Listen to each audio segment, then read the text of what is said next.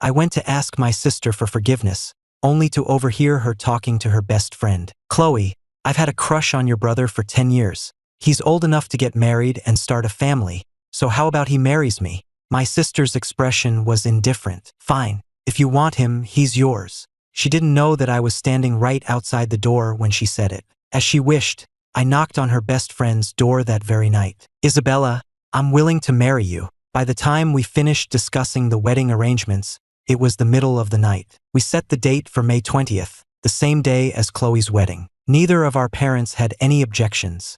After all, it was a double celebration. When I got home, Chloe shot me an indifferent glance. I told you to stand here for 2 hours, and you disappear for the entire night. Where did you go? Were you planning on never coming back? Her words stopped me in my tracks. Without looking up, I said softly, "That's right, I won't be coming back." With that, I went upstairs. The next morning, as soon as I came downstairs, I saw Ryan Harris sitting next to Chloe, swiping through something on a tablet. Hearing me, Ryan quickly looked up, his eyes instantly brimming with triumph. "Ethan, come help me pick a watch for the wedding. I'm going cross-eyed looking at all these options." I walked over, and as soon as I sat down, Ryan shoved the tablet into my hands. Then he wrapped an arm around Chloe and said gently, "Chloe, my eyes are killing me. I still can't decide which one to pick." Chloe's body tensed for a moment before she relaxed, her tone indulgent. "Still haven't found one you like? Should I call in a few more designers?" The next moment, Ryan's gaze landed on me. A sense of foreboding washed over me as I saw the look of absolute certainty in his eyes. Sure enough, Ryan gave a deliberately troubled smile. "Actually, there is one I love, but I'm afraid someone might not be willing to part with their treasure." Chloe chuckled, her voice laced with dismissiveness. "Who? As long as you like it, I'll buy it for you no matter the cost." Hearing this, the smile on Ryan's face finally blossomed completely. His slender finger pointed to my wrist. I happened to be very fond of that watch. Following his finger, the smile in Chloe's eyes instantly froze. That was the watch she had given me for my 18th birthday. When she gave it to me, her eyes were full of warmth. "I designed and supervised the making of this myself, for my dearest brother. It's the only one in the world. No matter what happens, you are never to take it off." I had always taken her words to heart, never taking it off. Once, it fell off while I was skiing, and Chloe spent the entire night searching for it in a blizzard. She knew exactly how much that watch meant to me. Before she could speak, I heard myself say, "Fine, since you like it, consider it a wedding gift." I didn't care. After all, if I was giving up on Chloe, the woman I loved most, why would I care about a watch? Without another thought, I took off the watch and handed it to Ryan. Ryan took it with a look of delighted surprise. Chloe's hand, resting on the sofa, trembled slightly, her eyes showing a flicker of disbelief. But before she could say anything, Ryan's gaze fell to my collarbone. He was about to thank me when his eyes lit up, and he pointed. "Ethan, that tattoo on your collarbone looks familiar. CS, what does that stand for?" My expression faltered. I quickly pulled my hand back and saw Chloe staring at me, her eyes as dark as ink. Yet her tone seemed to relax inexplicably. "Didn't I tell you the other day to have that tattoo removed? You haven't done it yet?" I forced a small smile, my voice steady. "Don't worry, I've already scheduled it." Just as I finished speaking, the butler showed in the tattoo removal specialist who had just arrived. "Mr. Sterling, hello. When would you like to begin the removal process?" The specialist bowed to me. "Let's do it now." I then lay down on the nearby chaise lounge and watched as the specialist laid out his tools and began to work on me. The pain quickly seared through my skin. A cry escaped my lips, but I instantly thought of the two of them on the sofa and forced the sound back down. Ryan covered his eyes as if in fear, but Chloe didn't even glance at him to offer comfort. Her eyes were fixed on me, my face pale as I lay on the chaise. A moment later, the specialist asked curiously, "Mr. Sterling, I remember when you got this tattoo. You said you would never have it removed, not in this lifetime." I managed a weak smile, trying to sound casual. "That was then, this is now. I just don't like it anymore, so I want it gone." A complex emotion flickered in Chloe's eyes. She finally broke her silence. "If it hurts too much, just stop." The specialist hesitated as well, chiming in. "He's right. It would be a shame if it left a scar." My gaze sharpened. I forced a smile through the pain. "Keep going." Once the tattoo was gone, I went upstairs alone, not bothering to look back at their expressions. Over the following days, I did my best to avoid Chloe, pouring all my energy into my own wedding preparations.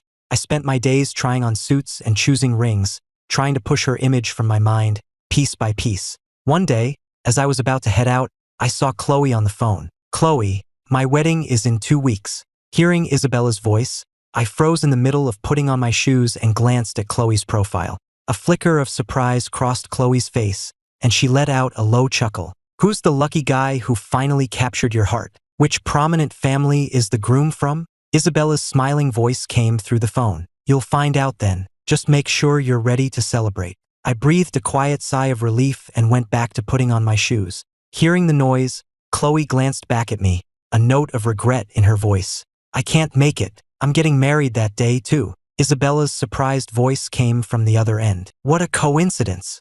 Even though I can't be there, you're my best friend. I'll have a gift sent over for you two later. Congratulations in advance." I didn't listen to the rest of their conversation. I picked up my phone to leave just as Chloe hung up. She suddenly called out to me. She glanced at her watch. For the past few days, I'd been leaving around this time and not returning until 10 at night. The thought brought a hint of annoyance to her voice, one she didn't seem to notice herself. "Going out again? What have you been so busy with lately?" I tapped my fingers on my phone screen. "Busy with what?" "My wedding, of course." I gave her a vague answer and walked out the door. At the Morgan estate, I looked at my reflection in the suit and my breath hitched.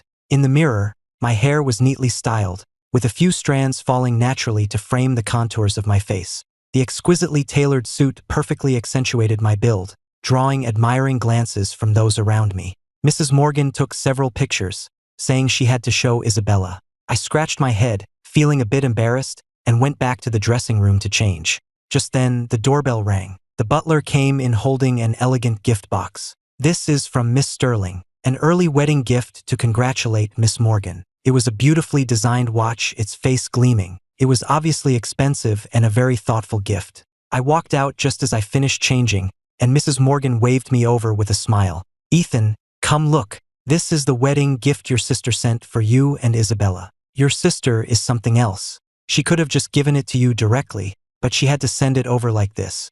That's when I remembered what Chloe had said on the phone that morning. Before I could refuse, Mrs. Morgan had already fastened the watch around my wrist. At 10 that night, I pushed open the door to the Sterling estate to find the house brightly lit. I immediately saw Ryan on the sofa while Chloe sat beside him, peeling a tangerine. She meticulously removed every bit of white pith before placing a segment in his mouth. I calmly looked away and bent down to take off my shoes. The soft sound of my shoes hitting the floor made them both look up. Chloe casually wiped her fingers with a napkin, then stood up and walked towards me as I headed for the stairs. "Ryan's place is being renovated, so he'll be staying with us for a few days."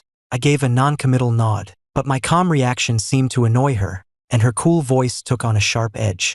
"And another thing, get rid of those inappropriate ideas of yours." She didn't finish her sentence.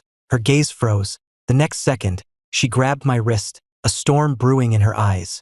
Her voice trembled, on the verge of hysteria. "Why are you wearing this watch?" Following her gaze, I realized I had forgotten to take off the watch. I was taken aback and frowned. "What watch?" "A friend gave it to me. Can you please let go?" Chloe seemed to snap out of it, realizing her mistake. She finally calmed down, and after a long pause, she asked in a low voice, "Which friend?" I looked at her, confused as to why she was pressing the issue. "A female friend." At the words female friend, Chloe's hand, hanging at her side, clenched into a fist. Just as she was about to ask more, Ryan walked over. He draped his arm around Chloe's shoulders possessively. Though his words were apologetic, his tone was anything but sincere. "Sorry, Ethan. I didn't think you were coming home tonight, so I only prepared a candlelight dinner for Chloe and me. You don't mind, do you?" I glanced at Ryan, my voice even. "It's fine. I've already eaten." With that, I went upstairs. In the dim light of the sconce, I took off the watch and tossed it into a drawer. Its warmth still lingered on my skin. I reached for the glass of water on my nightstand and found it empty. I got up to go downstairs for some water, but as I opened the door, I came face to face with Ryan, who had just changed. Seeing that we were alone, his amiable expression instantly morphed into a sneer of provocation and contempt. He smoothed down his silk pajamas, tilting his chin up slightly. "Ethan, like my pajamas?" I gave his pajamas a cursory glance and looked away without a word. My silence seemed to fuel his smugness. He clearly thought I was heartbroken. His smirk widened. Your sister picked these out for me herself. Said she's had them waiting for me for a while. She's going to be the one tearing them off me tonight. As if remembering something, he covered his mouth, a fake blush coloring his cheeks.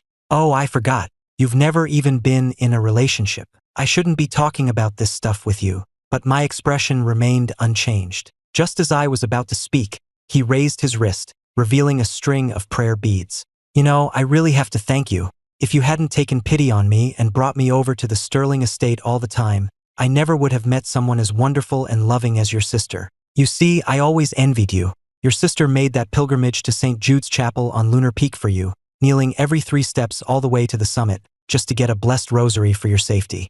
And look, she did the same for me. Looking at those beads, my heart clenched.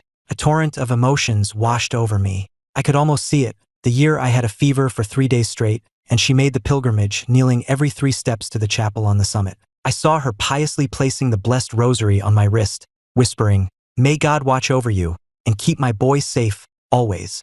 The image shifted, and I saw her placing another rosary, obtained with the same devotion, on Ryan's wrist, saying the very same words to him. I took a deep breath, pulling myself from the memory, only to see Ryan ready to gloat about something else. I lost all desire to go downstairs for water. I simply shut the door in his face. Late that night, after tossing and turning for what felt like hours, I was finally drifting off when I heard my doorknob turn. I rubbed my eyes and started to sit up, but a slender figure was already walking towards me, pushing me back down onto the bed. The faint scent of gardenia told me who it was, and my entire body went rigid. "Chloe, what are you doing?" My very soul was trembling. Just as she leaned in closer, I shoved her off me. With a soft thud, the intoxicated woman fell to the floor. I took several deep breaths to steady myself, then called for one of the housekeepers to come help her back to her room. I quickly locked the door behind them and got back into bed, but sleep was now impossible. What was Chloe thinking? Why would she suddenly come into my room and kiss me?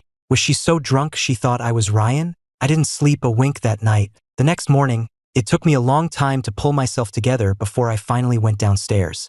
As soon as I entered the dining area, I saw Chloe placing food on a plate, then picking up a piece with her fork and offering it to Ryan, who was beside her. Ryan smiled sweetly, his eyes crinkling with delight. "Chloe, you're so busy at the office every day. How do you find time to cook?" My hand on the banister tightened. I remembered when I first came to live with the Sterlings. The housekeeper at the time didn't care much for me, seeing me as an outsider, and would often serve me leftovers. That is, until Chloe came home unexpectedly one day to grab some files and saw what was happening. She fired the housekeeper on the spot. From then on, she took care of me herself, learning to cook and do my laundry. Back then, I would always eat every last bite of whatever she made, and then tell her with a big smile, "Your cooking is the best, Chloe," and she would always pat my head affectionately and say, "If you like it that much, then from now on, I'll only cook for you." But now, I heard her ask another man, "How about I only cook for you from now on?" Ryan's smile grew even wider. He gave Chloe a few quick kisses before they both turned and walked towards the dining table. It was only then that they noticed me standing by the staircase. Chloe clearly didn't remember what had happened last night. She gave me a brief, cold glance before looking away. Ryan, on the other hand, greeted me warmly. "Ethan, I didn't think you were coming down for breakfast, so I only had Chloe make enough for 2. You're not upset, are you?" I had no intention of playing along. I didn't even look at him as I walked past them and into the kitchen. Since it had been a long time since I'd cooked for myself, by the time I emerged with a barely edible breakfast, the two of them had already finished eating. I kept my eyes down and quietly ate my food, but then I heard Ryan exclaim from across the table, "My God, Ethan, what happened to your hands? You've got cuts all over them." My lack of practice in the kitchen had left several conspicuous cuts on my hands. I didn't want to engage with him, so I said nothing. It was Chloe, who had been looking at her phone, who paused. She glanced at my hands, then turned to Ryan as if nothing was wrong. "Your birthday is coming up. The venue is all booked. Do you want to go check it out?" Ryan took her hand, his face lighting up. "Really? Let's go now then." Soon I was alone at the table. Without looking up, I silently finished my breakfast. Chloe threw an incredibly lavish birthday party for Ryan. She spared no expense, booking the entire Riverside Grand Hotel and inviting a slew of business magnates and celebrities to celebrate with him. The entire ballroom was adorned with crystals and flowers. To the side of the stage stood a custom-made, 10-foot-tall castle cake. I stood in a corner, silently observing the extravagant scene. His birthday party was more extravagant than any I had ever had. It seemed Chloe was truly head over heels for him. It was strange. Perhaps because I had already decided to let go, I felt no pain at all. As confetti rained down, the party reached its climax. In front of everyone, Chloe presented her gift, a custom diamond ring, the heart of true love. The entire ballroom erupted in gasps and murmurs. When the ring was first unveiled, it had been purchased by a mysterious buyer for an astronomical price, sparking widespread curiosity. Now, they finally knew the owner was Chloe, and that she had bought it to delight her fiancé. A friend standing next to me sighed with envy. I'm so jealous of Ryan, to have a fiancé who spoils him like that. A multi-million-dollar ring, just like that. I wish I had a fiancé like her. I tuned out the rest of his words. As the party wound down and I was about to leave, Ryan blocked my path. He smiled, stroking the diamond ring on his finger, and spoke slowly. Ethan, even though Chloe loves me so much, I still want to test just how deep that love goes. Before I could process his words, he gave me a smile that sent a chill down my spine. The next second, he threw himself backward into the 10-foot-tall cake. Before I could even react, someone shoved me aside. Chloe rushed to Ryan's side, helping him up and tenderly wiping the frosting from his suit. Ryan weakly grabbed her hand, tears welling in his eyes as he choked out, "Chloe, I don't know what I did wrong. I just wanted to show Ethan my ring," and he got angry and pushed me into the cake. His words made me go cold. I opened my mouth to defend myself, but was met with Chloe's glacial stare. It was a look as cold and sharp as a winter wind. "Ethan Sterling, have I spoiled you so rotten that you've completely forgotten your place? I've told you before, Ryan is going to be your brother-in-law, the man of this house. You will respect him. This childish behavior stops now. Now, apologize to him for what you just did." This wasn't the first time she hadn't believed me. At first, I would have tried to defend myself, and it would have hurt because she once told me that if I just said it wasn't me, she would believe me, no questions asked. But over time, it didn't matter what I said. She always took Ryan's side. My heart was numb to it now. I just pointed to a nearby security camera. "There's a camera right there. You can check the footage and see the truth for yourself." Just as Chloe was about to respond, Ryan's body went rigid and he collapsed. Without another word, Chloe immediately had him rushed to the hospital, not sparing me a single glance. Suddenly, the sky opened up and it began to pour. The guests had all gone. I sat alone in the empty ballroom, watching the curtain of rain outside until it blurred my vision. The rain fell all night and I sat there all night. The rain finally stopped the next morning, and I returned home. But the moment I pushed open my bedroom door, I froze. The entire room had been ransacked, as if by a burglar. Most importantly, the only thing my mother had left me was gone. I frantically searched everywhere, tearing the room apart, but I couldn't find it. I was about to call the police when Ryan's voice came from behind me. "Looking for your jade pendant?" I shot to my feet and lunged at him, grabbing his arm. "Did you take it?" He shoved me away with a look of disgust, a malicious grin spreading across his face. "What if I did? I came in here looking to borrow a shirt and saw the pendant. For fun, I tossed it to a stray dog outside. Oh, and the dog didn't go far. You might still be able to catch it if you hurry." A roar of fury ignited in my veins. I didn't have time to deal with him. I just ran. Sometime while I was inside, it had started raining again. The heavy drops pelted my face and body, stinging my eyes. But I didn't care. I just kept searching for that dog. I was alone in the downpour. Then, a flash of yellow darted in front of me. My heart leaped, and I started to run, but the screech of tires stopped me dead. An angry driver leaned out his window and yelled, "Are you trying to get yourself killed?" My face went pale. I quickly apologized and scrambled out of the way. By the time I looked up again, the dog was gone. Cold dread filled me. It was the only thing my mother had left me. If it was gone, I would have nothing left of her at all. Biting my lip, I continued my search along the riverbank. Finally, I spotted the dog. I lunged, trying to get the pendant from its mouth. The startled dog began to bark frantically, and in the ensuing struggle, I lost my footing and was dragged into the river. When a kind stranger finally pulled me out, the pendant in my hand was shattered. My world went dark. I don't even remember how I got home. The moment I opened the door and saw Ryan, all my pent-up rage exploded. My eyes burning, I swung my fist straight into his face. He staggered back, holding his face, staring at me in disbelief. The rage in my chest was suffocating, my body shaking uncontrollably. "Ryan, what the hell do you want?" He looked stunned for a moment, then his eyes fell to the shattered pendant in my hand, and his anger vanished. He smirked. What do I want? Nothing. I just want to destroy everything you care about. My blood boiled. Before I could say another word, Ryan's eyes suddenly reddened, and he clutched his face. A moment later, Chloe strode into the room. Seeing his bruised face, her expression turned to ice. Who did this? As if finding his protector, Ryan's eyes welled up, and tears streamed down his face. Chloe, don't blame Ethan. It was my fault. I was careless and broke the pendant his mother left him. Ethan Sterling. Chloe looked at me, and whatever she was about to say caught in her throat. She had rarely seen me cry. The last time was 6 months ago, when she discovered my secret. Now, my eyes were bloodshot with rage, tears threatening to spill over.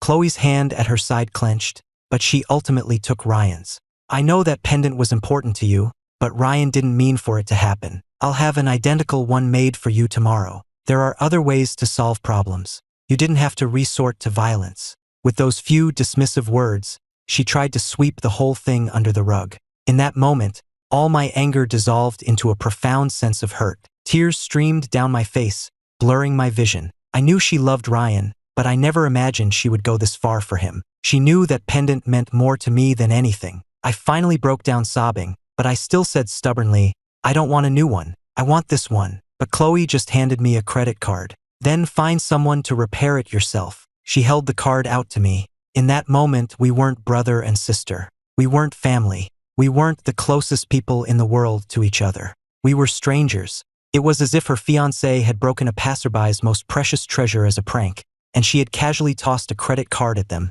saying, Here, this should cover it. Don't bother me again. And I was that pitiful stranger. I suddenly started to laugh, a broken, miserable sound. With a trembling hand, I took the card. Without another glance at them, I walked upstairs like a zombie.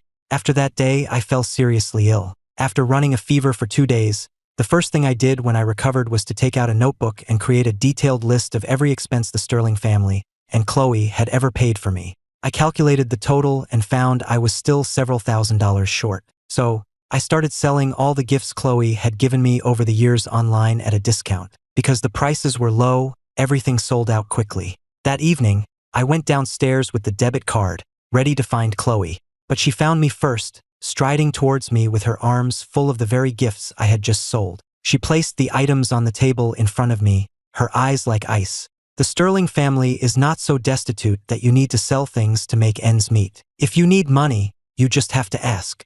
I glanced at the gifts, then placed my itemized list and the debit card on the table. This isn't about making ends meet. It's about paying you back for everything you've ever spent on me. Paying me back? She was silent for a moment, her cool voice tight with suppressed anger. Are you still throwing a tantrum over that little incident? I told you, Ryan is my fiancé. In a few days, we'll be family. Can't you show your future brother-in-law some basic respect? Listening to her, I knew she had completely misunderstood. I wasn't throwing a tantrum. I was drawing a line in the sand, but I had no desire to explain myself. I left the card on the table and walked away. From that day on, we were at a stalemate. She prepared for her wedding and I prepared for mine. With less than a week to go before the weddings, I got a call from my old college class president about a reunion on a cruise ship the following week. I wasn't planning on going until he mentioned that our old professor, Mrs. Davis, would be there. Mrs. Davis had been my professor, but she had also taught Isabella's class. She had always been very kind to me in college, so I thought it would be a good opportunity to give her an invitation to our wedding. On the day of the reunion, the cruise ship was bustling with people. I chatted with a few classmates before heading down to the private suite to find Mrs. Davis. As I reached the bottom of the stairs, a murmur went through the crowd at the entrance. I looked up to see Chloe making her entrance on Ryan's arm. Ryan was impeccably dressed in a bespoke suit that shimmered under the lights, but even more dazzling was the ring on his finger. A crowd of former classmates, many of whom used to look down on him, now flocked around him, showering him with envious praise. Ryan, that ring is incredible. I heard it's worth a fortune, and that suit is custom-made too. Chloe must really love you. That's nothing. I heard Chloe bought this entire cruise ship for him, just because he said he was tired of land-based reunions and wanted to feel the ocean breeze. From a distance, I looked away and headed for the suite, missing the meaningful glance Chloe cast at my retreating back.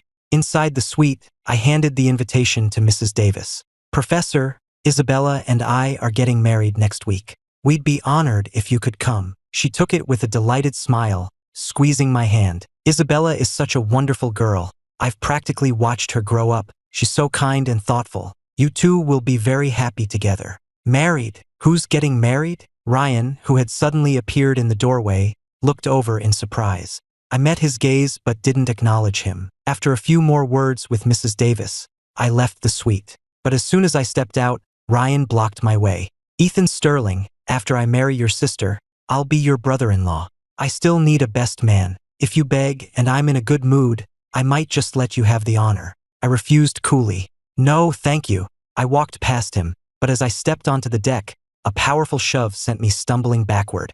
As I was about to fall into the ocean, I instinctively grabbed onto Ryan's outstretched hand, and we both plunged into the water. Cries of alarm went up. Chloe, who had rushed to the railing, dove in after us without a moment's hesitation. The icy seawater flooded my nose and throat, burning all the way down. I struggled to swim to the surface, but the violent waves disoriented me, slamming into me one after another. In my daze, I saw a familiar figure dive into the water. She swam straight past me to Ryan, pulled him into her arms, and headed for a life raft without a backward glance. Watching the raft move away, I choked on a lungful of water, and then a massive wave pulled me under.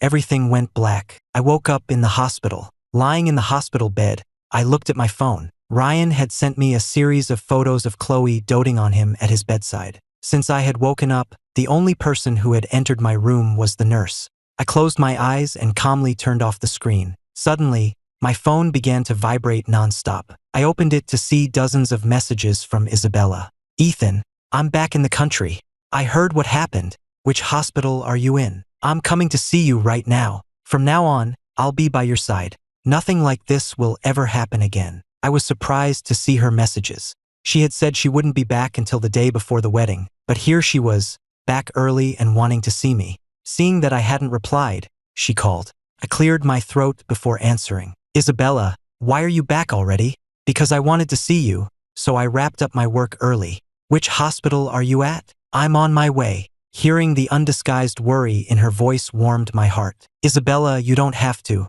I'm being discharged today. You just got off a long flight. You should go home and rest." I found myself stammering. "Besides, we're getting married soon. It's bad luck for the bride and groom to see each other right before the wedding." There was a moment of silence on the other end, followed by a soft sigh. "But Ethan, I'm so worried about you." It was the first time she had called me just Ethan. I felt my face flush, and I managed a small smile. "Isabella, I'm fine, really. I know that once I'm married to you, every day will be a good day." She hummed in agreement, then promised solemnly, "Ethan, I will spend my life protecting you and making you happy. With me, you can always be yourself." Her words caught me off guard, and my eyes welled up. "Okay," I whispered. Winter was over. It was time for spring. I wasn't lonely during the rest of my hospital stay.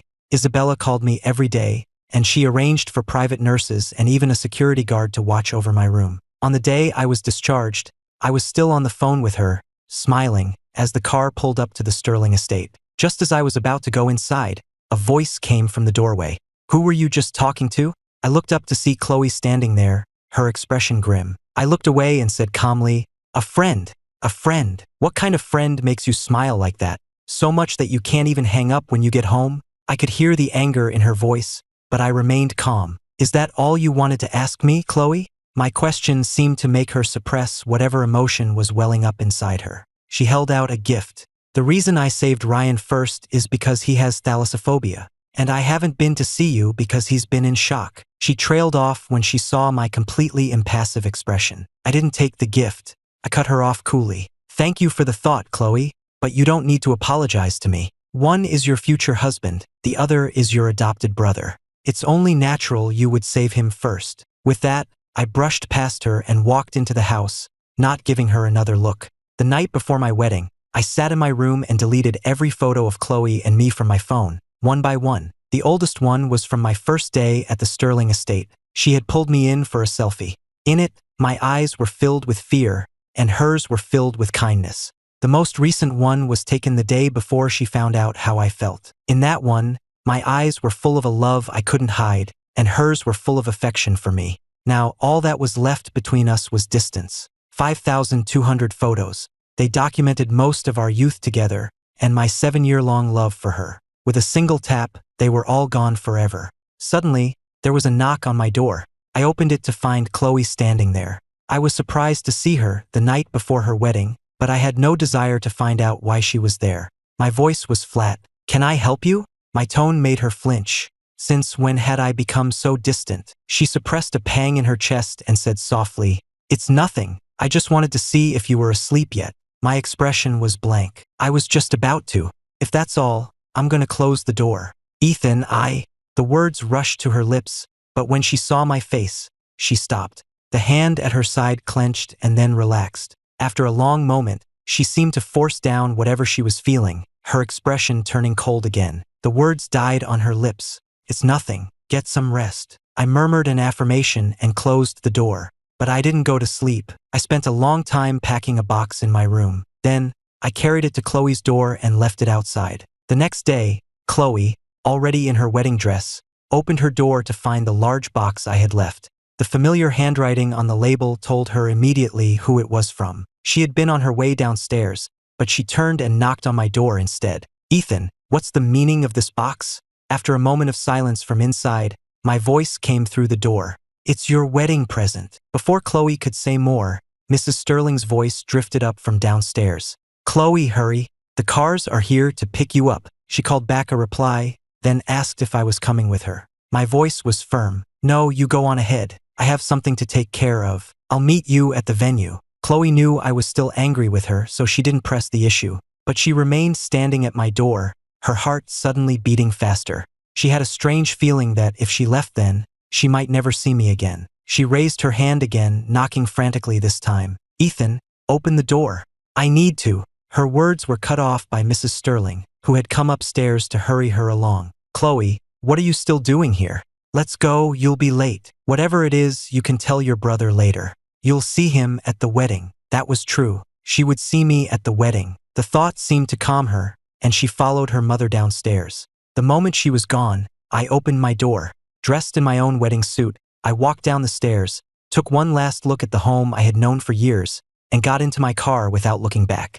2 separate wedding processions drove off, heading in different directions, but toward the same venue. For the Sterling family, it was a day of double celebration. In the bustling banquet hall, lights glittered and glasses clinked, the scent of wine mingling with the chatter of the crowd. When Ryan went to the groom's suite to rest, Chloe immediately went looking for Mr. and Mrs. Sterling, and for me. But she searched the entire venue, from top to bottom, and couldn't find any of us. She wasn't panicked, but a deep sense of unease began to settle in. A lot of things suddenly didn't add up. She remembered seeing 2 sets of wedding gifts in the living room the night before. She remembered the wedding decorations on my door. She remembered the glimpse of a white suit she'd caught when she knocked on my door. And she remembered that my phone had been going straight to voicemail all morning. Panic began to overwhelm her. She quickly found the event manager. "Where are my parents and my brother?" The manager looked at her, confused. "Miss Sterling, didn't they tell you? Today is Mr. Ethan's wedding too. Mr. and Mrs. Sterling went to attend his ceremony. It's in this same hotel. They said they'd come right over after the ceremony is finished." The words hit her like a physical blow, and her vision swam. She grabbed the manager's arm, her face pale. "Whose wedding?" "Mr. Ethan's, miss." The next moment, she let go and ran for the exit without a second thought. The wedding planner rushed to intercept her, speaking cautiously. "Ms. Sterling, the ceremony is about to begin. Where are you going?" Chloe shoved her aside and ran out the door. "Cancel the wedding." Meanwhile, on the stage of my own wedding, I was nervously fidgeting with my suit. At first, I hadn't felt any particular excitement for this wedding. It was more like a means to an end. But now, in this moment, I was more nervous than I had ever been in my life. Finally, the officiant's voice rang out. "Please welcome the bride." The large doors at the end of the aisle slowly swung open. My gaze was soft but steady as I watched, a bouquet of white roses in my hand, waiting for my bride. The moment I saw Isabella at the end of the aisle, all my nervousness vanished, replaced by pure, joyful anticipation. As the gentle melody of the wedding march began, a smile spread across my face as I waited for her to walk towards me. "Ethan Sterling." The familiar voice made my hand, holding the flowers, freeze. Isabella continued to walk towards me, her eyes locked on mine. The doors slammed shut in Chloe's face. She stood frozen, staring at the closed doors. How dare he? How dare he marry someone else? In that instant, all the panic in her heart turned to rage. She fought to control the storm of emotions inside her as she strode forward to push the doors open. Security guards quickly moved to block her path. "Ma'am, you can't go in without an invitation. Get out of my way. The man getting married in there is my brother. Why can't I go in?" The two guards exchanged a look, but before they could respond, Chloe tried to push past them. A tearful voice called out from behind her. "Chloe!" She turned to see Ryan standing there, trembling, his eyes red. "What are you doing? Today is our wedding." At the mention of the word wedding, a flash of impatience crossed her face. "Ryan, our arrangement is over. The wedding is cancelled. You should go." Ryan's face went white, his hands clenched into fists, his nails digging into his palms. Arrangement. It was always just an arrangement. Ryan Harris was not a simple man. He had clawed his way up from poverty, using countless people to get to where he was, to become Chloe Sterling's fiancé. From the moment he first saw a picture of her in a magazine, he had set his life's goal: marry Chloe Sterling and become part of the family. To that end, he had carefully orchestrated everything, getting close to me, manipulating me, and finally getting into the Sterling household, where he discovered my secret feelings for Chloe. He knew that in a family like ours, such feelings were taboo, which gave him the perfect opportunity to get close to her. All it took was a few carefully placed words in her ear, and she confronted me about my secret. Chloe was furious, but torn about what to do. After all, she had raised me. So, suppressing his excitement, he proposed a deal. He would pretend to be her loving fiancé to help her deal with me, and in return, she would pay him. He had stood before her then, dressed in faded clothes, looking at her with pitiful eyes. Anxious to solve her brother problem, Chloe had agreed without much thought. But as the act went on, Ryan's ambition grew. He pushed her boundaries, step by step, until the position of Mr. Sterling was almost his. But my decision to get married on the same day had thrown his entire plan into chaos. Ryan hid the flash of malice in his eyes and stepped forward, his expression crumbling into one of hurt. Tears streamed down his face as he looked up at her. "But the invitations have all been sent. What will people think of me?" Whether he was acting or not, no man wants his bride to leave him at the altar. Chloe seemed to realize this, and her tone softened slightly. "I'll handle it. You should go." Without another glance at him, she pushed open the doors to the ceremony hall. My wedding had reached the most crucial moment. The officiant was asking if I would take the woman before me as my wife. I looked at Isabella, who was smiling at me, her eyes reflecting only me. The words "I do" left my lips, quiet but firm. The smile in Isabella's eyes deepened. I cupped her face in my hands, about to kiss her, when the doors burst open with a loud bang. "Ethan Sterling!" Chloe strode towards me, her face dark, reaching for my hand. But Isabella stepped between us, her voice sharp with annoyance. "Chloe, this is my wedding. What do you think you're doing?" It was only then that Chloe seemed to realize that the woman I was marrying was her own best friend. The feeling of betrayal washed over her.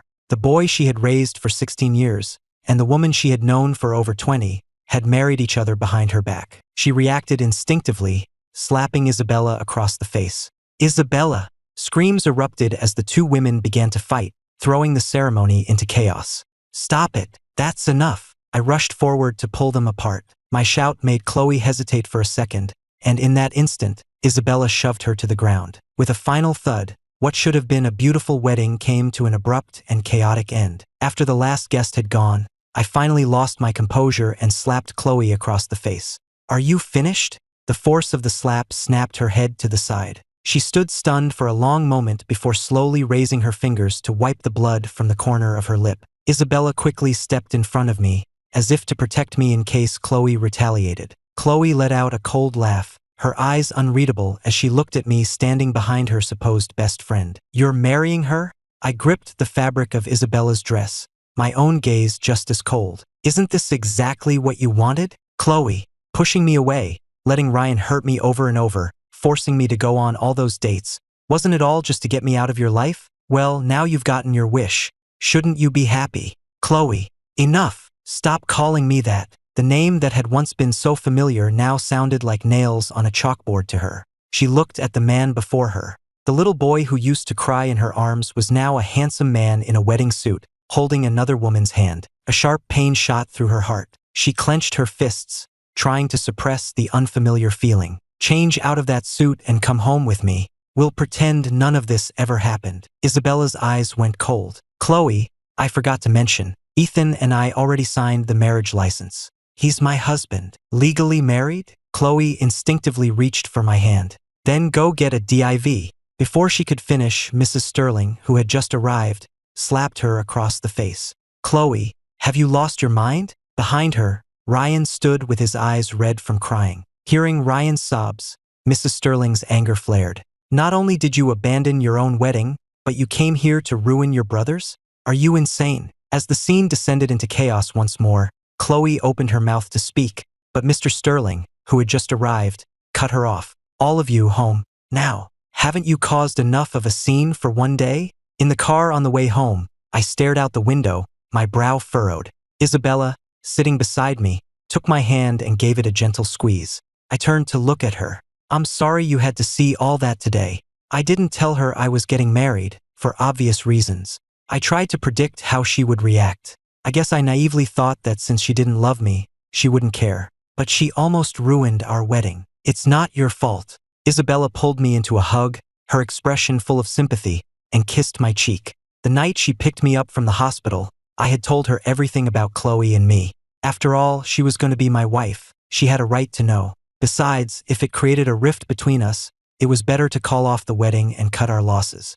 But her only reaction had been sympathy for me. She said there was nothing wrong with loving someone, especially when my love had been crushed before I even had a chance to confess it. And now, Chloe was trying to ruin my wedding on top of it all. All the pent-up frustration and hurt I had been carrying finally came pouring out. I clutched her dress and cried without making a sound. Late that night, the lights were on all over the Sterling estate. Mr. and Mrs. Sterling sat on one sofa, while the two couples sat on opposite couches. Mr. Sterling looked at his disheveled daughter, and the anger he had suppressed earlier flared up again. Do you have any idea how much your impulsive behavior today is going to cost the company's stock tomorrow? I don't care what your reasons are. You will issue a public statement immediately, announcing that your wedding to Ryan Harris is back on. At his words, the two people on the opposite sofa reacted very differently. Ryan gripped the fabric of his pants, trying to hide his elation, while Chloe shot to her feet. I won't do it. Ryan and I are completely impossible. What do you mean you won't do it? Mrs. Sterling looked at Ryan's reddening eyes and felt a surge of irritation. He really wasn't from a prominent family. He cried at the slightest provocation, so fragile. Mrs. Sterling had never approved of the match, but had reluctantly gone along with it because her daughter seemed to love him. Now, with her daughter refusing to marry him, her headache was returning. Marriage is not a game, Chloe. I told you multiple times to think carefully before you committed to this. Now, all of Los Angeles knows you're getting married. If you back out now, our family will be a laughingstock. Chloe sat down again, rubbing her temples. Finally, she confessed the secret she had been keeping for so long. It was just an arrangement. It wasn't real. We never even got a marriage license. Her words made everyone in the room's expression change. Mrs. Sterling shot to her feet. What did you just say? You never got a license? Was that license you showed us a fake? In their social circle, it was an unwritten rule to get the license before the wedding ceremony as a form of security. Hearing Chloe admit it, Mrs. Sterling's headache intensified, and she swayed on her feet. Mr. Sterling quickly helped her back to the sofa and poured her a glass of water. Chloe looked around at everyone's shocked faces. Even my own calm expression had faltered. At first, I had suspected they were putting on an act, but Chloe's behavior towards him had convinced me it was real. No one would be that committed to an act, giving away a multi-million-dollar ring, spending a fortune to set him up in business. No one would believe she didn't love him, that it was all just an act. Seeing the doubt in everyone's eyes, a wave of helplessness washed over her. My expression, in particular, seemed to cause her a pang of pain. Didn't Ethan believe her? He used to believe everything she said. Feeling her eyes on me, I looked up and gave her a sarcastic smile. You've been playing a part for so long, you've started to believe it yourself. Chloe opened her mouth to speak, but Mrs. Sterling rushed to her side, feeling her forehead. Are you feeling all right, dear? Have you been under too much stress lately? Mr. Sterling chimed in. Take some time off from the company. We'll talk about this when you've had a chance to calm down. With that, he and Mrs. Sterling started to head upstairs. But Mrs. Sterling seemed to remember something and turned to Ryan. We don't have a room prepared for you, Ryan. It's best if you go home for tonight. As the house began to quiet down, I stood up, ready to leave with Isabella. But Chloe's voice stopped me. Her eyes were filled with a desperate helplessness. I really was just acting with Ryan, but she couldn't bring herself to say the rest. How could she explain it? That after she realized my feelings, she hired Ryan to put on a show to push me away? That once I was gone, her arrangement with Ryan would be over? But I didn't believe her. I just looked at her, my gaze as cold as hers had once been. Acting? Who would be that committed to an act? You hurt me over and over for him. You let him frame me. You threw me out in the rain. You let him destroy the only thing I had left of my mother. You left me to drown in the ocean. You wounded me, body and soul. And now you're telling me it was all an act. Do you even believe that yourself? Chloe, I'm not that little boy anymore. The one who hung on your every word and believed everything you said. I can think for myself now. Without another glance at her, I took Isabella's hand and walked out. The Sterling and Morgan estates were neighbors, so it was only a 10-minute walk to Isabella's family home. Since our new house was still being renovated, we were staying there for the time being. After seeing our marriage license, Isabella's parents had left for an overseas business trip, so we had the entire sprawling mansion to ourselves. We sat cuddled together on the sofa for a long time before I finally spoke. I know she was acting. If her kiss that night had planted a seed of doubt, her words tonight confirmed it. What other reason could there be for her act? It was all to push me away. In her mind, a relationship between us, even without blood ties, was wrong. So she brought in Ryan to play a part. But maybe she played the part for so long that she not only convinced me and everyone else, but she also started to convince herself, getting lost in the role. She convinced herself she didn't love me. She convinced herself she loved Ryan. If she hadn't stumbled upon my wedding today, she probably would have kept the charade going. She didn't stop because she was flustered. She stopped because she was scared. Maybe she didn't even realize it herself, but she was in love with me. Otherwise, the always calm and composed Chloe would never have done so many uncharacteristic things or said so many bizarre things. But I just found it all so ironic. She had so many ways to push me away, but she chose the cruelest one imaginable. And then, after she had finally succeeded, she suddenly had regrets, treating love and marriage like some kind of game. I've moved on now. It doesn't matter anymore whether she loves me or not. But Isabella wasn't so sure. As a woman, she recognized Chloe's bizarre behavior for what it was, regret. But Chloe herself didn't seem to realize it, while I had seen it clearly. Remembering what I had told her that night in the hospital, Isabella hesitated. What if Ethan regretted his decision, too? After all, he had loved Chloe for so long, and our marriage had been so sudden. The next moment, my hand closed firmly around hers. I kissed the corner of her mouth, my voice firm. In the beginning, it's true that I married you for a reason, but now I know my own heart. I won't go back to someone who hurt me so many times. I can tell you, without a doubt, that the person I love now is you. I started to pull away, but she pulled me back. An intimate warmth spread between us, and outside the window, the night-blooming jasmine seemed to close its petals in shyness. The next morning, while we were still asleep, the phone on Isabella's nightstand buzzed. She picked it up, and the moment she unlocked it, her screen was flooded with trending notifications from Twitter. As quiet as she was, the movement was enough to wake me. Seeing her frown, I asked with concern, "What's wrong?" Just as she was about to answer, my phone started ringing too. I answered it. It was Mrs. Sterling. Her sigh came through the phone. "Ethan, if you have a moment, please come home." After hanging up, Mrs. Sterling looked at her daughter, who was kneeling on the floor, and felt a surge of anger. She had told Chloe to calm down last night, but instead, her daughter had gone straight to the company's official social media and announced that her engagement to Ryan was off. The news had apparently sent Ryan into such a state that he'd gotten into a serious car accident on his way over, and he was still unconscious. "I told you to calm down, not to do this." Kneeling on the floor, Chloe kept her eyes downcast, hiding the pain within them. The memories of the previous night resurfaced, dragging her back into the abyss. She had sat on the sofa for a long time that night before finally heading upstairs, her head throbbing, only to find the wedding gift I had left for her. She had stared at it for a long time before picking it up, taking it into her room, and sinking to the floor to open it. When she saw what was inside, she held her breath. Inside were all the gifts she had ever given me, but there was something else, too. Gifts I had bought for her. She suddenly remembered a summer afternoon when we had watched a movie together. She couldn't remember the plot, only that at the end, the hero had given the heroine a series of gifts, each one related to their future wedding. I had enviously tugged on her arm, saying that when I got married someday, I would do the same for my bride. Looking at the dates on the receipts, she saw they were all purchased the day before she had discovered my secret. I had been planning to confess to her using these gifts, but she had shattered that dream before I ever had the chance. Giving them to her now was just my way of putting a final, proper end to that chapter of my life. In a daze, she could almost see me before her again. She saw me greeting her cautiously, saw me hunched over a desk, carefully trying to sketch her portrait, saw me standing before her with red eyes, asking how it could be wrong to love her, his sister with whom he shared no blood. And finally, all those memories merged into the image of me at my wedding, looking at her coldly and saying, "I'm marrying someone else. Isn't this what you wanted? After all, you don't love me." The words replayed in her mind like a curse, the pain so intense she had to clutch her head. Did she really not love me?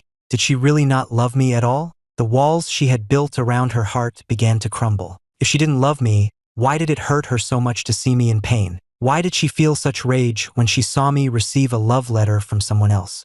And why had she lost all control at my wedding? One by one, the questions led to a single, undeniable answer. She loved me. It was because she loved me that she had reacted that way, that discovering my feelings had caused her so much pain. So what if we weren't related by blood? The inevitable gossip and judgment from the outside world would hurt me, and how could she bear to see her Ethan get hurt? So she had pushed me away, again and again, bringing in Ryan to play his part. She had known what Ryan was doing to me, which is why she had tried to secretly make it up to me. After he had thrown himself into the cake, she had slapped him across the face in private. When he broke my pendant, she had had someone break his arm. And after he pushed me into the ocean, she had had her men throw him back in. She had done these things to remind herself that it was all an act, that the one she truly loved was me. But in front of me, she maintained her facade of indifference. This fractured existence, over time, had blurred the lines between reality and the role she was playing. So when Ryan had begged her for a real wedding,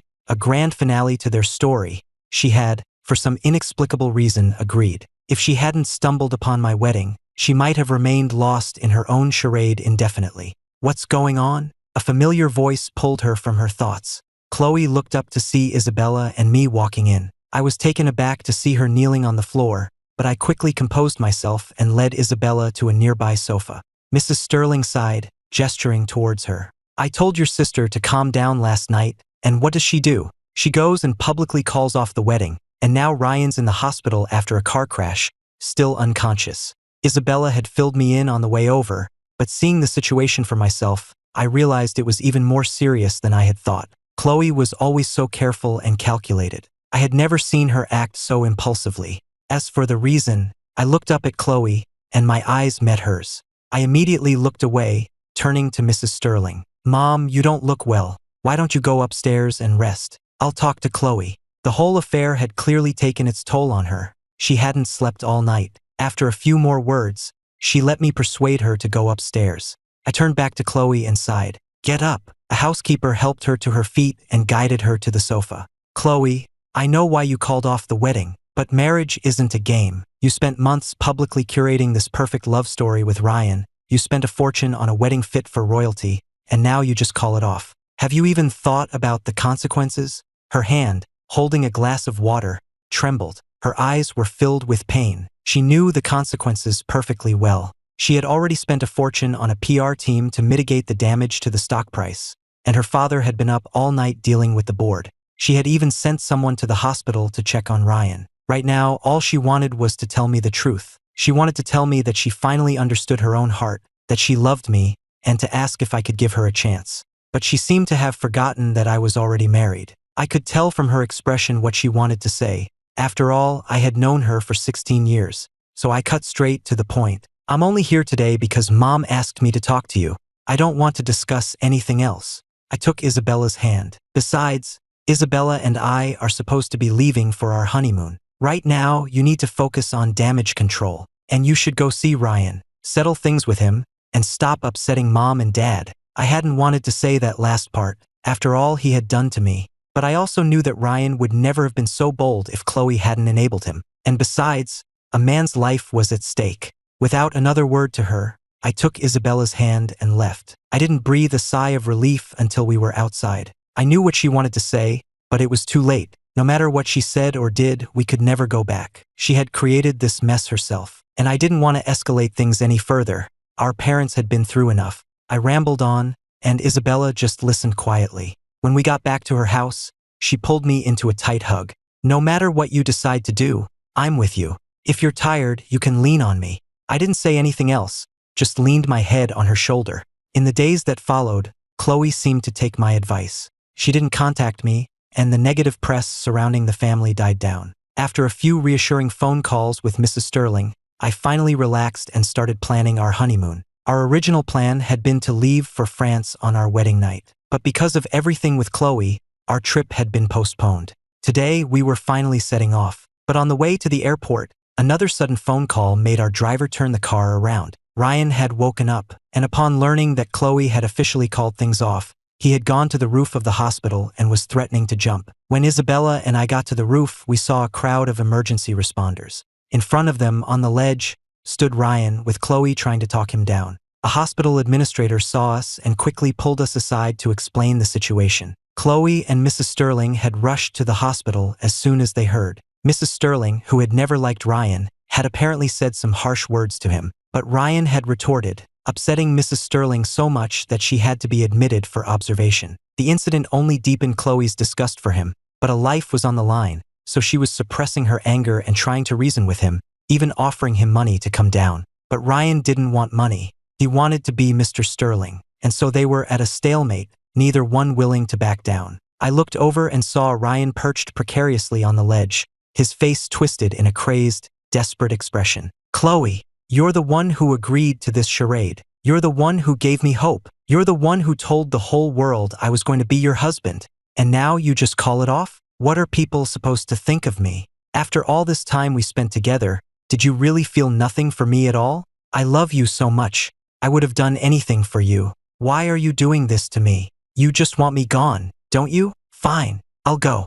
If I die, you'll get your wish, won't you? Then you can be with Ethan." Then he laughed like a madman. "But I'm telling you, you can forget about that." His gaze shifted past her, past me, and landed on the crowd of reporters who were live-streaming the event. "Every single word I say today is being broadcast live. And when I'm done, not only will the Sterling and Morgan families know about you and Ethan, but all of Los Angeles, the whole world." He pointed a shaking finger at Chloe, then at me. His voice rose to a shout. "Chloe Sterling is in love with her brother, Ethan Sterling, and he's in love with her. You're disgusting. So what if you're not blood related? You were raised as brother and sister." Ryan had thrown all caution to the wind. He was no longer pretending to be the gentle, loving man. He had nothing left. She had destroyed everything. Why should he let her walk away unscathed? As Ryan's crazed rant continued, Chloe's face grew paler and paler. Even my own expression had hardened. This wasn't about him wanting to be Mr. Sterling anymore. This was about him wanting to destroy us. The reporters were broadcasting every word live. Online, the video was going viral. It meant that countless people now knew what he was saying, knew about our past. They wouldn't care if it was true. They would just see it as a juicy piece of gossip, a scandal to be shared and laughed at. The company's stock was going to plummet. Seeing that he was about to say more, Chloe cut him off. "That's enough. How long are you going to keep this up?" At her words, he let out a chilling laugh. "Keep this up? What else do I have to lose? You're the one who drove me to this. Chloe, I'm going to die right here in front of you, and you're going to live with the regret for the rest of your life." With a vicious smirk, he began to lean backward, but a first responder lunged forward, tackling him back onto the roof. He hit the ground hard, and paramedics immediately swarmed him, holding him down to prevent him from trying anything else. Chloe finally let out a breath of relief. She turned and saw me standing a short distance away, watching her. She opened her mouth to speak, but a scream from behind cut her off. "Look out!" She stood frozen, watching as the calm expression in my eyes turned to one of horror. A sharp pain pierced her back. People screamed and rushed towards her. Some of them tackled Ryan, who was standing behind her, wresting a knife from his hand and pinning him to the ground. Others rushed to her side, trying to stop the bleeding. "Chloe!" Someone was screaming her name. She collapsed to the ground, her mouth moving but no sound coming out, as her world faded to black. I stood outside her room, looking through the thick glass of the ICU door. She was on a ventilator, sleeping. Isabella squeezed my hand reassuringly. "They got to her in time. The doctors say she's stable now. We just have to wait for her to wake up." I nodded, but my brow remained furrowed with worry. No one had expected him to go berserk again, to break free from the paramedics and pull out a hidden knife. If the blade had gone any deeper, she would have died right there on the roof. Just then, a police officer approached me. "Mr. Sterling, the suspect, Ryan Harris, is asking to see you." In the interrogation room, Ryan sat with his head bowed, his hands and feet in shackles. At the sound of the door, he slowly looked up. When he saw it was me, a triumphant smirk spread across his face. He had said so much on that rooftop, revealing our deepest secret to the world. He could only imagine the chaos it had caused for our family, the media frenzy. "Ethan Sterling, you're disgusting. Falling in love with your own sister. Isabella, look at the kind of man you married." But neither of us reacted. We remained perfectly calm. His laughter grew louder, his eyes flashing with malice. "Ethan Sterling, I can't wait to watch your life fall apart, to see you cast out by both the Sterlings and the Morgans, ending up even more pathetic than me." At that, I let out a small laugh. I looked at him, my eyes filled with pity. "Then I'm afraid you're going to be disappointed." I saw his smile freeze on his face. "Those things you said on the rooftop, they're just baseless accusations. There's no proof. Besides, the Sterling family has enough influence to make a few news stories disappear, and you have absolutely no evidence to prove that there was anything inappropriate between Chloe and me. In a way, I have Chloe to thank for that. The day she found out, she made me destroy everything that could possibly be used as evidence of my feelings for her. And besides," Isabella added, taking my hand and smiling softly, "I already knew about all of that. The person Ethan loves now is me. What's more, Chloe and I aren't related by blood." He and Chloe aren't related by blood. We said it at the same time, then looked at each other and smiled. "And before we got married, I had my legal records changed back to my biological parents' name. Officially, the Sterlings' relationship to me is as the guardians of an old friend's orphan son. Chloe and I haven't been legal siblings for some time now." As my last word fell, the color drained from Ryan's face. His entire plan had crumbled. He began to struggle against his restraints, his face contorting with rage. "Why? Why? Ethan Sterling, why do you always win? Why do you get to have such a good life?" I frowned. Given our different backgrounds, our paths should never have crossed. But I had a soft spot for him. When I saw his parents, who clearly favored his younger brother, track him down at school to beat him and demand money, I couldn't help but step in. I helped him, gave him things he needed, remembered his birthday, even brought him home for dinner and introduced him to Chloe. I thought my kindness would be met with gratitude. Instead, I got betrayal. After Chloe found out about my feelings, I overheard him on the phone with his parents, gloating. He was bragging about how he had discovered my secret and told Chloe, and how he was now certain that the position of the Sterling family son-in-law was his for the taking. And all of it, I realized, stemmed from his jealousy. He was jealous that even though I was an orphan, I was still loved. I lowered my eyes. No one knew how much pain I had been in after my parents died. No one knew how many cold shoulders I had endured when I first arrived at the Sterling estate. Ryan continued to spew his venomous resentment, his eyes like a cornered snake's, trying to drag me down with him. But I had no desire to engage with him any further. There was nothing more to say. The heavy door closed behind me with a resounding thud, and I let out a deep sigh. Thinking about what he had said, my heart grew heavy. We might be able to fool the public, but we could never fool Mrs. Sterling. She was too sharp not to see the truth in Ryan's words. As for how she would treat me now, my steps faltered. Isabella, walking ahead of me, noticed I had stopped and turned back.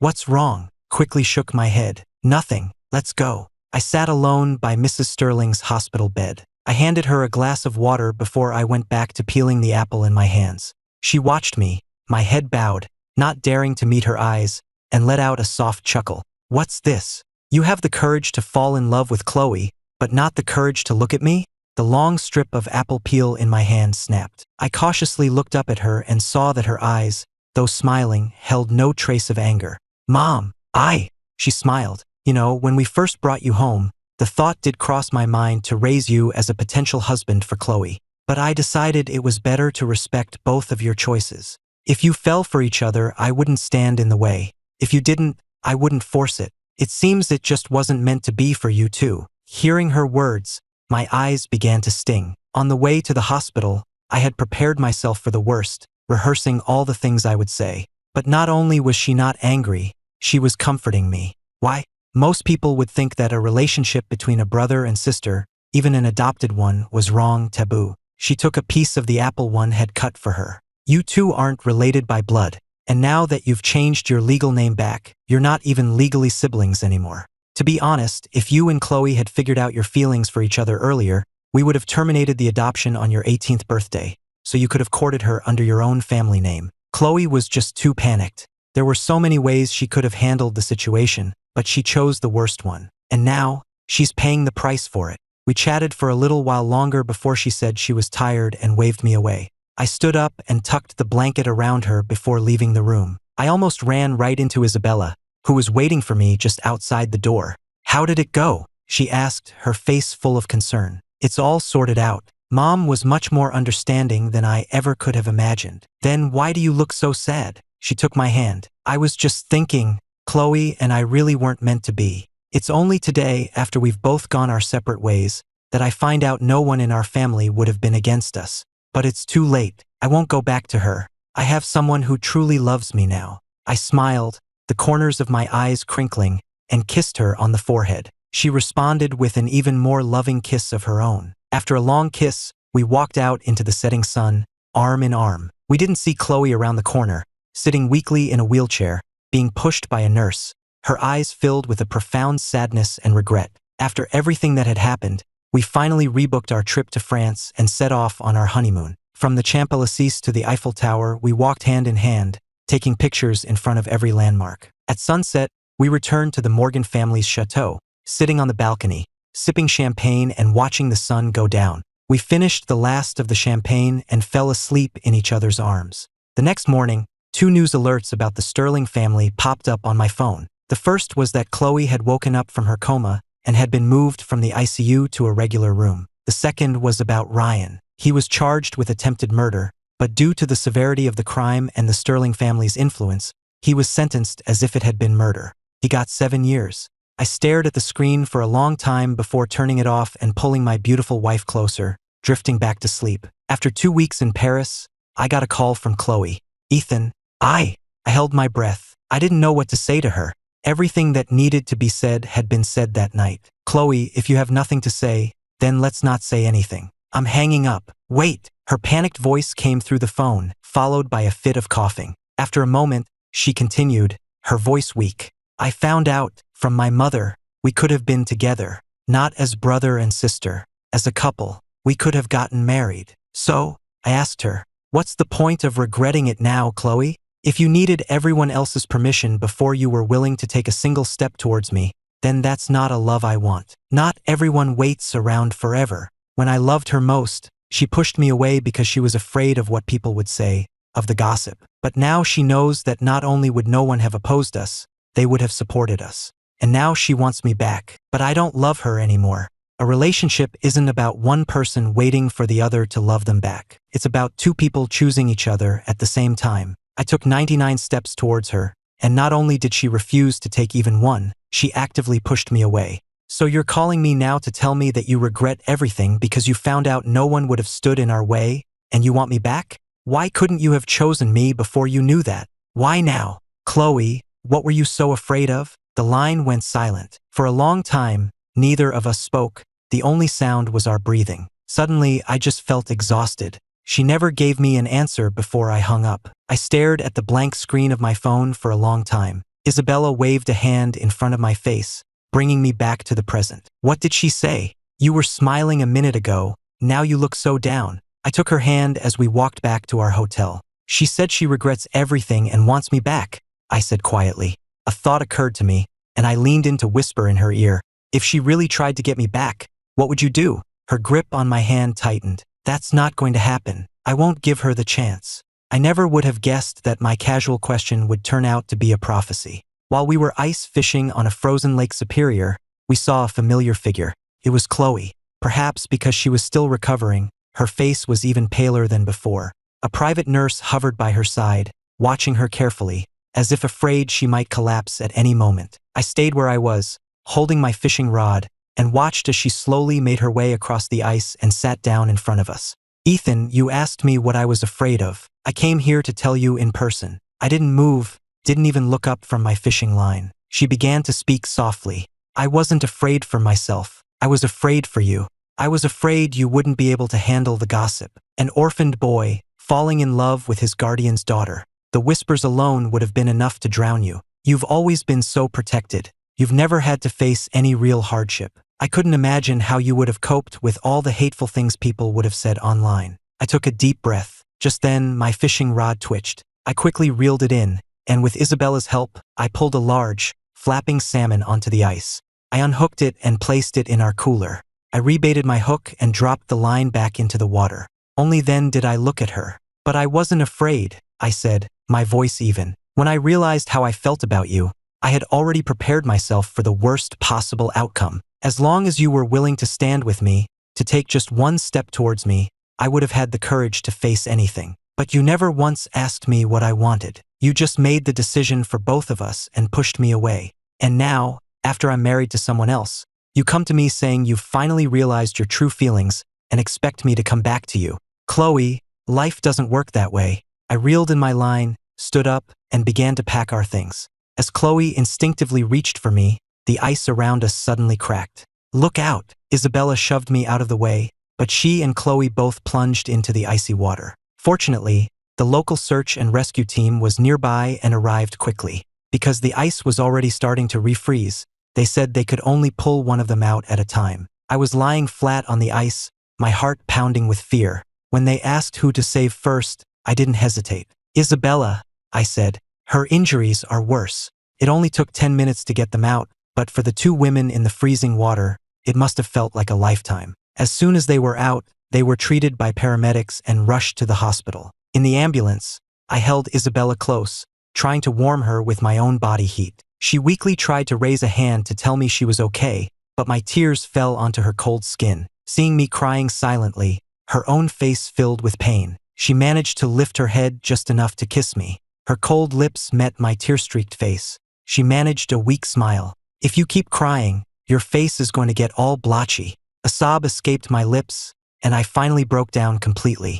And Chloe, lying on the gurney next to us, saw it all. Watching our intimacy, an indescribable ache rose in her chest, catching in her throat. She turned her head to look out the window, a faint, bitter smile on her lips.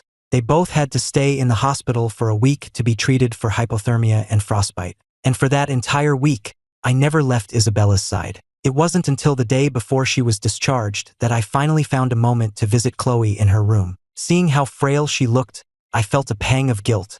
I didn't mean for them to save you second, I said apologetically. But you saw Isabella was in worse shape. That's why I told them to get her first. It was the truth, and no matter how much it hurt her, there was nothing she could say. Chloe looked at my calm expression and was suddenly reminded of the explanation she had given me after Ryan and I fell into the ocean. She had been just as calm, which only made her excuse seem all the more pathetic in hindsight. Chloe lowered her gaze, hiding the pain in her eyes.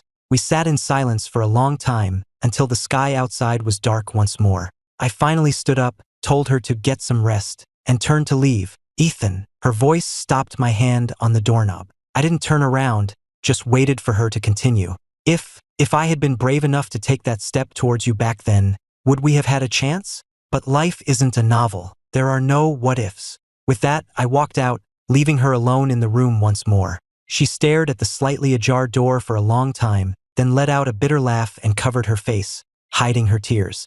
Because of the accident, Isabella and I had to cut our honeymoon short and head back home. Chloe was on the same flight. When we landed, the three of us were supposed to head to the Sterling estate to let everyone know we were safe, but Chloe got a call from the prison and had to go there directly. She hadn't seen Ryan since she'd been discharged from the hospital. She'd had her assistant handle all the follow-up matters. So when she saw him now, sitting on the other side of the partition, she didn't recognize him at first. She had seen him in many states, but never like this. His hair was dull and matted, his face gaunt and scarred. His eyes were lifeless. Looking at the pale woman before him, Ryan felt a surge of satisfaction. Chloe Sterling, look at you now. He spoke slowly, his voice cold, and she frowned, tapping her fingers impatiently on the arm of her chair. She hadn't wanted to come, but there were some loose ends regarding his sentencing that required her personal attention. After she was finished, she had been about to leave, but on a whim she decided to see him. After all, he had been a part of her life for a long time,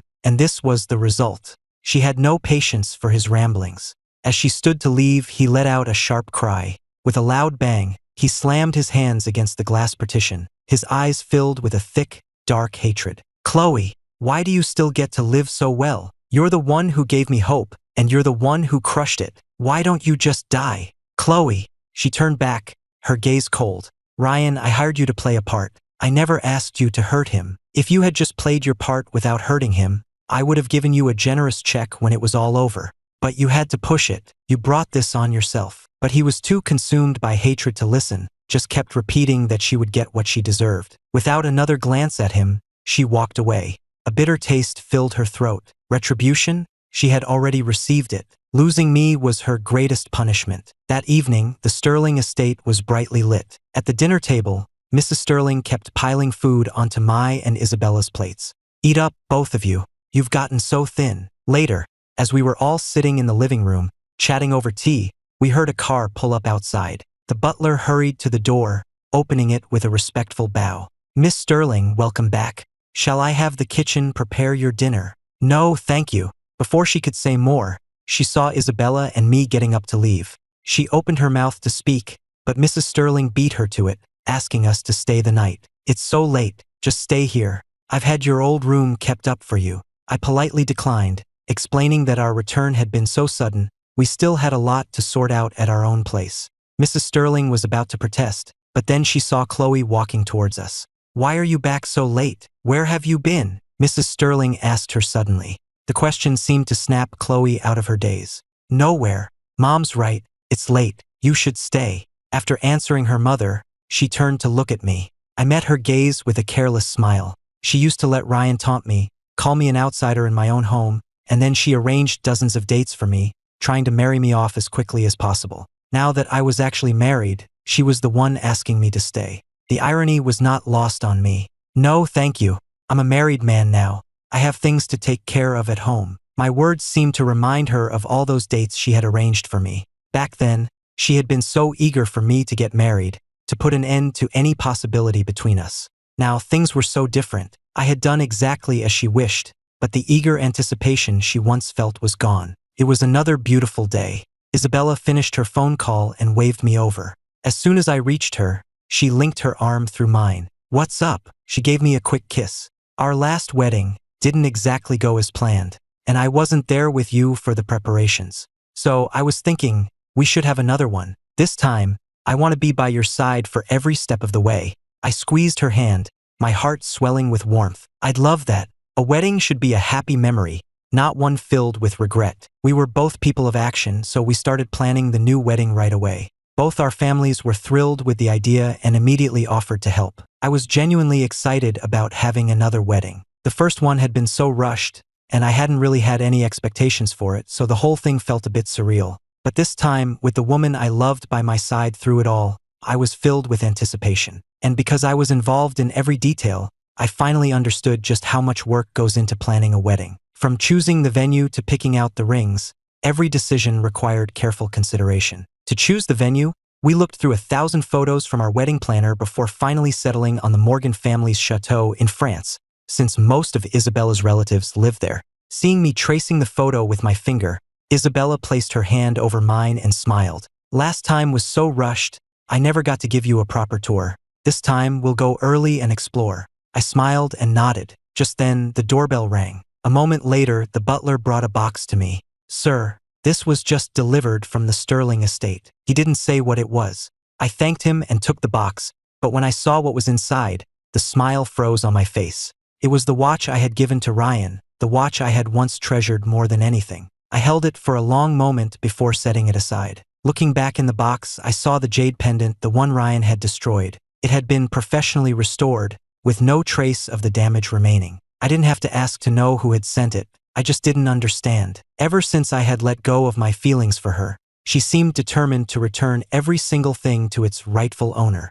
The pendant, I understood, but why the watch? And at the very bottom of the box was the ring she had given to Ryan. The thought that he had touched all these things made me frown. I took out the pendant and pushed the box away. But Isabella's sharp eyes spotted a small note tucked into the bottom of the box. She picked it up, glanced at it, and handed it to me. What's this? I took the note and read the few lines Chloe had written. Ethan, Ryan never touched any of these. Please accept them as part of your wedding gift. There's more, which I'll have sent to the wedding. Congratulations.